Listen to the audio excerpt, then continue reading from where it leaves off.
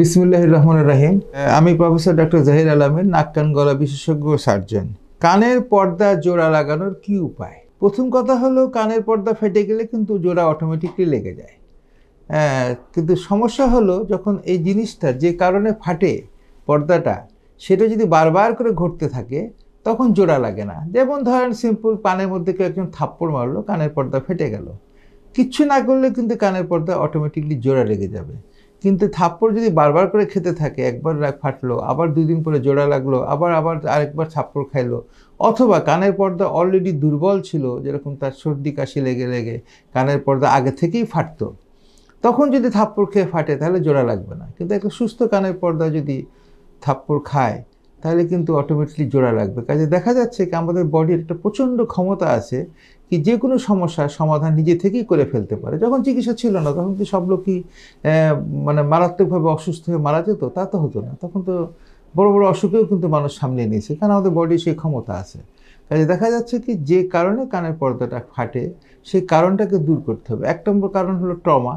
যেরকম ধরেন, বারবার করে থাপ্পড় খাওয়া বা কানের মধ্যে কটন বার দিয়ে ইঞ্জুরি হওয়া, এই জাতীয় একটা ট্রমা আছে। এটা হচ্ছে রেয়ার। বেশিরভাগ সময় কানের পর্দা ফাটে কিন্তু আপনার সর্দি কাশি থেকে, ঠান্ডা লাগে, ঠান্ডা লেগে নাক মুখ বন্ধ হয়ে যায়। নাক মুখ বন্ধ হওয়ার পরে এই বন্ধটা কিন্তু নাক থেকে কানে চলে যায়, কানের মধ্যে ব্যথা হয়, ব্যথা হওয়ার পর কানের পর্দা ফেটে যায়।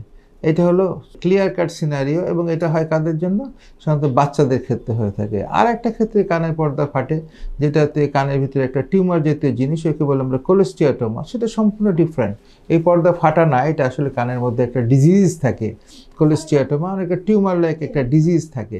কাজে কানের পর্দা ওটা একটা ফাটার একটা অন্যতম প্রধান কারণ। তো হোয়াট এভার ইজ, কানের পর্দা যদি নর্মাল ফাটা থাকে এবং যদি এটা ন্যাচারালি যদি কিওর না হয়, তাহলে কিন্তু আমাদেরকে যেটা করতে হবে সেটা হলো এই পর্দাটা জোড়া লাগাইতে হবে।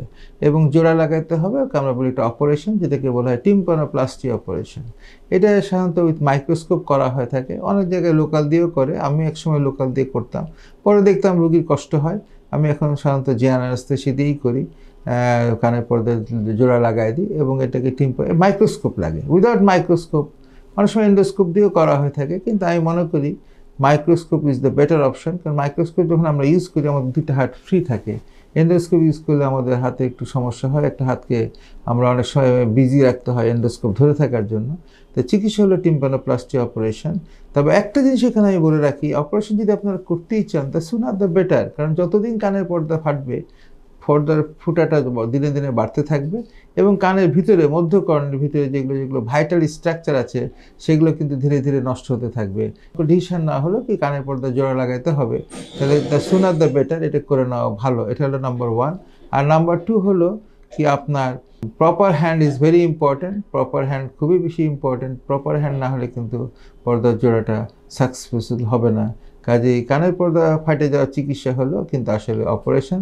যদি ন্যাচারাল ওয়েতে এটা কয়েকদিন বা কয়েক মাসের মধ্যে এটা হিল না করে যায়, 2-1 মাস সময় আছে যখন আপনার হিল করার একটা সম্ভাবনা থাকে, কিন্তু এরপরে এটা আর হিল করবে না, তখন দ্য সুনার দ্য বেটার, এটা করে নেওয়া ভালো। 1 নম্বর হলো অপারেশনটা সহজ হয়, এবং 2 নম্বর হলো ফার্দার কমপ্লিকেশন, যেরকম কানে ভোবো শব্দ হওয়া, কানে মাথা ঘোরানো, এই সমস্যাগুলো আগে অপারেশন করলে সাধারণত চলে যায় বা থাকে না বা আসে না। আপনাদের সবাইকে ধন্যবাদ।